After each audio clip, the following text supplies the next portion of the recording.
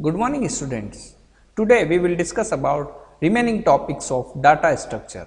So what we do in previous lecture, first thing is what is data structure, next one is what is list and sample program of list, third में हम लोगों ने देखा था list के element को कैसे access करेंगे, फोर्थ में हम लोगों ने इटरेशन कैसे करेंगे लिस्ट में वो देखा था, कुछ इंपॉर्टेंट मेथड्स और फंक्शन देखी थी लिस्ट की, फिर हम लोगों ने समझा था कि स्टैक क्या होता है, इसके बाद हमने देखा था कि स्टैक के अंदर कौन कौन से एप्लीकेशंस हैं, फिर स्टैक का पाइथन में कैसे यूज़ होगा, और अब हम इस प्रोग्राम से स्टार्ट करते हैं स्टैक का एक छोटा सा प्रोग्राम। इसे समझने के बाद में मैं आपको इसका जो एक बड़ा प्रोग्राम है वो आपको बताऊंगा। यहाँ पर हम लोग देखेंगे स्टैक के अंदर पुश और पॉप ऑपरेशन होता है। Push operation in the sense to insert data, जहाँ पर हम अगर पुश ऑपरेशन बोलते हैं वो डाटा को इंसर्ट करेगा और पॉप ऑपरेशन बोलेंगे वो डाटा को रिमूव करेगा। स्टैक में दोनों ऑपरेशन वन एंड से परफॉर्म होंगे और स्टैक जो है वो लीफो स्ट्रक्चर को फॉलो करता है, that is last in first out structure. Stack के अंदर अगर हम एक और चीज़ देखें यहाँ पर तो यहाँ पर इस डायग्राम को आप देखें, प्रीवियस लेक्चर में भी हम लोगों ने यहाँ पर 7 को पुश किया था, फिर देन 11 को किया था और बाद में जब हम लोगों ने इन्हें रिमूव किया तो सबसे पहले 11 निकला, उसके बाद ही 7 निकला, क्योंकि स्टैक का जो फार्मूला है वो है लास्ट इन फर्स्ट आउट। अब हम लोग इस प्रोग्राम को देख लेते हैं। स्टैक के अंदर अगर आपको कोई एलिमेंट इंसर्ट करना है तो अपेंड मेथड की मदद से आप उसे इंसर्ट कर पाएंगे, और अगर कोई एलिमेंट रिमूव करना है तो पॉप की मदद से आप वन बाय वन एलिमेंट्स को रिमूव करेंगे, और इसके अंदर यहाँ पर वो चीज़ दिखा रखी है। अब नेक्स्ट हम लोग देखते हैं एक छोटा सा प्रोग्राम। इस प्रोग्राम को आपको ध्यान से देखना है। सबसे पहले हम लोग जो है स्टैक को कैसे इम्प्लीमेंट करेंगे प्रोग्राम के अंदर, स्टैक एम्प्टी है या फुल है, वो सारी चीज़ें आज हम इसमें देखेंगे। इस प्रोग्राम के अंदर हम लोग देखेंगे सबसे पहले हमारी एक क्लास बनाई हुई है, क्लास स्टैक। इस क्लास के स्टैक जो है, इस क्लास के अंदर हम लोगों ने 4 फंक्शन बनाए हैं। फर्स्ट डेफ नाम से, डेफ कीवर्ड यूज करके हम लोगों ने इनिट फंक्शन बनाया। इनिट फंक्शन है जिसका मतलब है कि वो स्टैक को इनिशियलाइज करेगा। नेक्स्ट में हम लोगों ने देखा डेफ इज एम्प्टी, यानी वो चेक करेगा, इज एम्प्टी जो ये कीवर्ड है ये चेक करेगा कि क्या हमारा स्टैक एम्प्टी है। थर्ड में पुश एलिमेंट है ना, डाटा जो होगा स्टैक के अंदर पुश होगा, दैट मीन इंसर्ट होगा, और पॉप में होगा डाटा जो है वो रिमूव होगा वन बाय वन। और इनके अंदर हम लोगों ने यहाँ पर प्रिंट की जगह रिटर्न स्टेटमेंट दिया है। रिटर्न क्या करेगा, हमें वैल्यू को रिटर्न करेगा अकॉर्डिंग टू कंडीशन। जिस भी फंक्शन को आप कॉल करेंगे वो उसके अकॉर्डिंग वर्क करेगा। तो सबसे पहले इस फंक्शन की डेफिनेशन को आप समझें तो हमने इनिट नाम का एक फंक्शन बनाया, उसके अंदर स्टैक का नाम लिख दिया है हमने सेल्फ। ये जो पैरामीटर है इसका सेल्फ जो है ये एक स्टैक हो गया। फिर अब हम सेल्फ डॉट आइटम्स की मदद से यहाँ पर एक एम्प्टी लिस्ट को इनिशियलाइज कर देंगे। ठीक है, यहाँ पर हमने सेल्फ डॉट आइटम यानी सेल्फ की वैल्यू अभी हमने क्या कर दी, एम्प्टी इनिशियलाइज कर दी, क्योंकि यहाँ पर एक भी एलिमेंट नहीं है। इसके बाद में एक दूसरा फंक्शन बनाया है इज एम्प्टी। तो जैसे हमारा एक फंक्शन था इज अपर इज लोअर, इस टाइप से यहाँ पर इज एम्प्टी जो होगा वो चेक करेगा कि जो हमारे जो स्टैक है वो एम्प्टी है या अभी उसके अंदर कोई एलिमेंट है, जस्ट लाइक दिस। जैसे ये अभी स्टैक जो है फुल है ना, इसमें एक एलिमेंट और आने की जगह बची है, तो ये चीज़ चेक करेगा कौन, ये वाला फंक्शन इज एम्प्टी है ना। तो अगर ये एम्प्टी होगा तो हमें ये वापस से खाली स्टैक की एक वैल्यू आपको मिल जाएगी। ठीक है, एम्प्टी स्टैक जो है वो आपको यहाँ पर मिल जाएगा। इसके बाद में पुश फंक्शन है। पुश फंक्शन अगर आपका स्टैक खाली रहेगा तो सेल्फ नाम का जो स्टैक है उसके अंदर डाटा आपका इंसर्ट होगा, और डाटा इंसर्ट करने के लिए मैंने आपको बताया था अपेंड मेथड का यूज हो जाएगा। अब ये जो डाटा जो लिखा हुआ है यहाँ पर, जो भी डाटा यूजर इंसर्ट करेगा वो डाटा यहाँ पर आपके स्टैक के अंदर इंसर्ट हो जाएगा।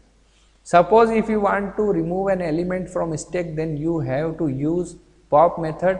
तो यहाँ पर पॉप नाम का भी हमने एक फंक्शन बना लिया और यहाँ पर पॉप मेथड भी कॉल करवा ली, जिसके थ्रू आइटम से वन बाय वन एलिमेंट जो होंगे वो रिमूव हो जाएंगे। फिर एक वेरिएबल लिया एस, और उसमें हमने क्या किया, क्लास जो थी आपकी स्टैक उसको कॉल करवा दिया, यानी क्लास के जितने भी चीज़ें हैं वो सारी एस को हमने अलाइज कर दिया। ठीक है, एस को हमने सौंप दी है ताकि अब हम पूरे फंक्शन में एस को यूज़ करेंगे तो वो पूरी क्लास जो है वो उस एस के थ्रू रिप्रेजेंट होगी।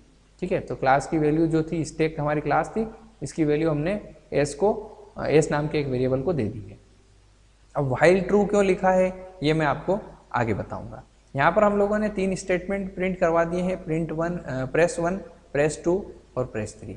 Suppose if you want to insert an element, then उसमें आपको क्या करना है, पुश फंक्शन, पुश वाला जो फंक्शन है वो कॉल होगा, तो प्रेस 1 दबाना है। अगर आप एलिमेंट रिमूव करना चाहते हैं तो प्रेस 2, और अगर आप प्रोग्राम से बाहर जाने चाह रहे हैं तो देन प्रेस 3 आपको लगाना पड़ेगा।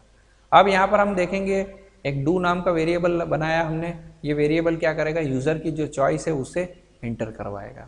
तो यहाँ पर सपोज अगर यूज़र एंटर करता है 1, है ना, यूज़र अगर आउटपुट स्क्रीन पे 1 एंटर करेगा तो वो वेरिएबल जाएगा डू के पास, है ना।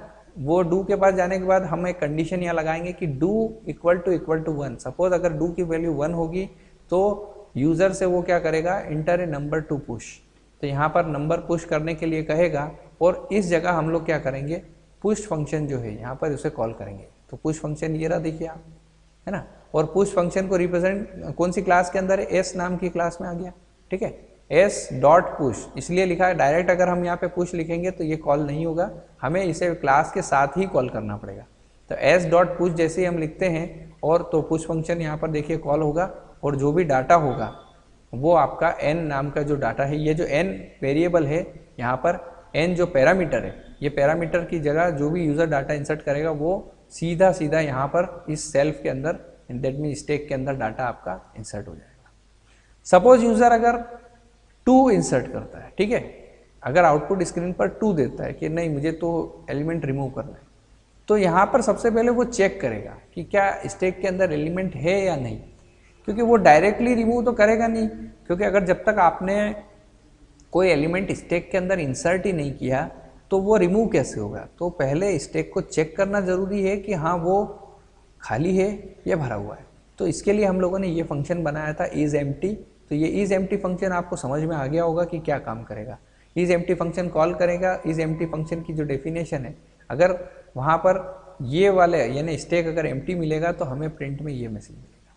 अगर ये चीज़ फॉलो नहीं होती है तो फिर एल्स में जाकर के हमारा जो फंक्शन है, कौन सा फंक्शन है, पॉप फंक्शन। तो पॉप फंक्शन जो है वो यहाँ पर कॉल हो जाएगा, लेकिन क्लास के साथ। तो पॉप फंक्शन कॉल होने पर क्या होगा कि जो भी फर्स्ट एलिमेंट होगा वो प्रोग्राम उस स्टैक के अंदर से रिमूव हो जाएगा।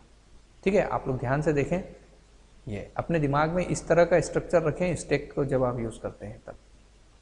इस तरह से यहाँ पर जो एलिमेंट होगा वो रिमूव हो जाएगा। और सपोज अगर यूज़र ने 3 बटन दबा दिया है, 3 नंबर अगर प्रेस किया है, तो वो आपको प्रोग्राम से बाहर, ब्रेक स्टेटमेंट प्रोग्राम से बाहर लेकर के आ जाएगा। तो उम्मीद करता हूँ ये प्रोग्राम आपको समझ में आया होगा। इसे बहुत ध्यान से समझने की ज़रूरत है। इसमें आप चाहें तो थोड़ा सा इम्प्लीमेंटेशन करके घर पे इसकी प्रैक्टिस कर सकते हैं। तो इसे आप एक बार बिल्कुल करके देखिए, क्योंकि स्टैक वेरी इंपॉर्टेंट टॉपिक है क्लास 12 के लिए, और इसका 100% एक प्रोग्राम आता ही आता है। तो ये चीज़ आपको समझ में आई होगी। नेक्स्ट हम लोग देखते हैं यहाँ पर क्यू। क्यू का मतलब आप लोग समझ गए होंगे कि एक लाइन, ठीक है, लाइन में सबसे आगे और एक सबसे पीछे। तो यहाँ पर देखेंगे हम लोग क्यू का एक छोटा सा अगर हम समझे तो फर्स्ट इन फर्स्ट आउट, यानी जो पहले जाएगा वही पहले बाहर आएगा, है ना। जैसे हम लोग अगर एक टिकट की लाइन देखें तो टिकट में जो सबसे आगे रहता है वही सबसे पहले ही आउट होता है, ठीक है, यानी जो लाइन में पहले आया वही पहले जाएगा। और तो ये फीफो स्ट्रक्चर को फॉलो करता है, first in first out. First element जो क्यू के अंदर ऐड होगा वो ही सबसे पहले रिमूव होगा। क्यू फीफो स्ट्रक्चर को फॉलो करता है। क्यू के अंदर क्या होगा, एलिमेंट जो है वो सबसे पहले इंसर्ट होंगे, और रिमूव भी वो सबसे पहले वाला ही एलिमेंट फर्स्ट में रिमूव होगा, यानी जो पहले आया वही पहले जाएगा। One end is always use to insert data and the other end to delete data.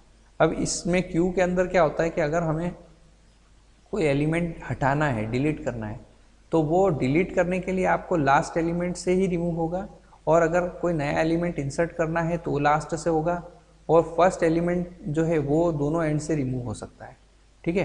क्योंकि क्यू में क्या होता है कि जैसे फर्स्ट वाला अगर रिमूव करना है तो फर्स्ट से हो जाएगा, ऐड करना है तो भी लास्ट से हो जाएगा। इस चीज़ को समझने के लिए हम लोग एक प्रोग्राम देखते हैं। यहाँ पर देखिए आप, एक क्यू है, क्यू के अंदर अगर आपको नया एलिमेंट जोड़ना है तो इसमें देखिए ये लास्ट में जाकर के जोड़ रहा है, ठीक है। ये क्यू है मेरी, इसके अंदर ये वाला एरिया जो है फ्रंट है और ये वाला एरिया बैक है ना। ये ना लाइन में ये शुरू में खड़ा हुआ है और ये लास्ट में आके लगा है। तो लास्ट में जो लगा है वो इसमें यहाँ पर आएगा, और जो अगर फ्रंट में है तो वो यहाँ से निकल जाएगा। अगर रिमूव करना है तो फ्रंट से होगा, और इंसर्ट करना है तो लास्ट से होगा। तो अगर आप कोई भी नया एलिमेंट क्यू के अंदर अगर इंसर्ट करते हैं तो वो लास्ट पोजीशन से आपका होगा। इसमें आप देखेंगे कि लास्ट पोजीशन में इस ऑपरेशन को क्या बोलते हैं, enqueue operation. Enqueue operation यानी suppose if you want to add a new element in the queue, then this is called enqueue operation. और फ्रंट से अगर आप कोई रिमूव कर रहे हैं एलिमेंट तो उसे कहेंगे हम लोग डी क्यू ऑपरेशन। क्यू के अंदर इन क्यू और डी क्यू का मतलब आपको समझ में आ गया होगा। डी क्यू मतलब एलिमेंट को निकालना, इन क्यू मतलब एलिमेंट को इंसर्ट करना। अब हम देखते हैं इसके क्यू के एप्लीकेशन। तो हम लोग डाटा सिंक्रोनाइजेशन में क्यू का यूज़ करते हैं, ठीक है।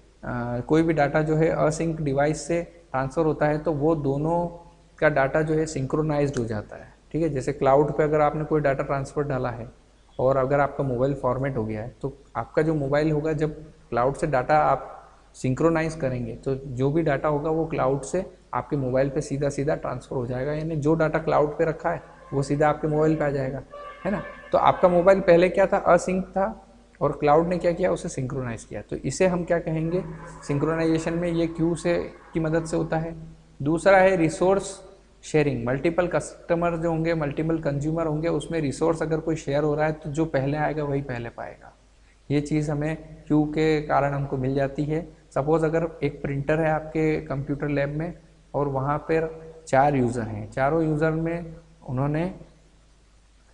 ने क्या किया, प्रिंट के लिए रिक्वेस्ट दी है।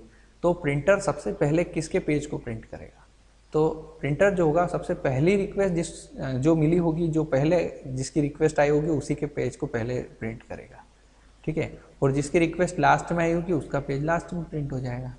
फिर सर्चिंग करने में भी हमें ग्राफ थ्योरी के अंदर सर्चिंग करने में भी क्यू से बड़ी हेल्प मिलती है, ठीक है। Interrupt handling, multiple interrupt as the order they arrive. और कई बार क्या होता है कि बहुत सारे इंटरप्शन वाली हैंडलिंग भी मिलती है, प्रोग्राम्स को हैंडल करना पड़ता है, तो भी आप क्यू की मदद से उन्हें हैंडल कर सकते हैं। नेक्स्ट हम लोग देखते हैं using list as a queue in a Python. अब हम लोग यहाँ पर भी क्यू बनाने के लिए लिस्ट का यूज़ करेंगे। तो concept of Q implement in easy in Python because it support in build function insert and pop. यहाँ पर पहले स्टैक के अंदर हमने क्या किया था, अपेंड और पॉप का यूज़ किया था नए एलिमेंट के लिए, लेकिन अब यहाँ पर हम लोग इंसर्ट फंक्शन का यूज़ करेंगे और पॉप मेथड का यूज़ करेंगे रिमूव करने के लिए। तो by using this function make the code short and simple for Q implementation. इसमें बिल्कुल कोई घबराने की ज़रूरत नहीं है। यहाँ पर बहुत ही शॉर्ट में आपको क्यू में आपको समझाऊंगा, बहुत अच्छे से आपको समझ में आ जाएगा। To add an item in the front of queue that is enqueue an item we use insert function. कोई भी आइटम अगर आपको इंसर्ट करना है, इनक्यू करना है, इनक्यू कहेंगे क्यू के केस में, तो इंसर्ट करना है या इनक्यू करना है तो आप इंसर्ट फंक्शन का यूज़ करेंगे। डीक्यू ऑपरेशन के लिए आप करेंगे पॉप फंक्शन का यूज़। ये फंक्शन फास्ट और एफिशिएंट वे में आपका काम करते हैं। कैसे करते हैं देखते हैं ज़रा। सपोज हमारे पास एक वेरिएबल है जिसका नाम ही हमने क्यू रख दिया, उसके अंदर हमने एक लिस्ट स्टोर करवा दी है, 537 उसके एलिमेंट है। एक बार उसको प्रिंट करवा दिया, ठीक है। दूसरी बार अगर सपोज मैं चाह रहा हूँ कि 0 पोजीशन पे 53 जो है ऐड हो जाए, तो यहाँ पर देखिए आप इंसर्ट क्यू के अंदर इंसर्ट फंक्शन लगाया और ये जो 0 है ये इंडेक्स पोजीशन है, ठीक है। यहाँ पर इंसर्ट होगा तो ये जो 53 होगा, 537 में क्या होगा, 53 जो ऐड होगा, लेकिन ये 0 पोजीशन पे इंसर्ट हो जाएगा। फिर हम क्यू को प्रिंट करवाएंगे तो ये आउटपुट दिखेगा। इसके बाद में सपोज अगर मैं 29 करवाना चाह रहा हूँ तो 29 इस 53 के बाद ही होगा, ठीक है। ये हो गया। इसके बाद में अगर मैं कोई एलिमेंट पॉप करना चाह रहा हूँ तो पॉप मेथड जैसे आप लगाएंगे तो 7 रिमूव हो जाएगा इसमें से, है ना। उसके बाद फिर एक बार और पॉप लगाया तो 3 रिमूव हुआ। तो क्यू जो जब प्रिंट करेंगे तो लास्ट में ये वैल्यू हमें क्यू से मिल जाएगी। तो आप समझिए इसको ध्यान से, इस डायग्राम को, कि यहाँ पर हमारे एलिमेंट्स हैं, 7 जो है वो उसका फ्रंट रहेगा और जो 29 है वो उसका बैक हो गया। जब हमने इंसर्ट किया तो इनक्यू किया, दैट मीन्स तो वो यहाँ बैक से हुआ, और जब हमने पॉप ऑपरेशन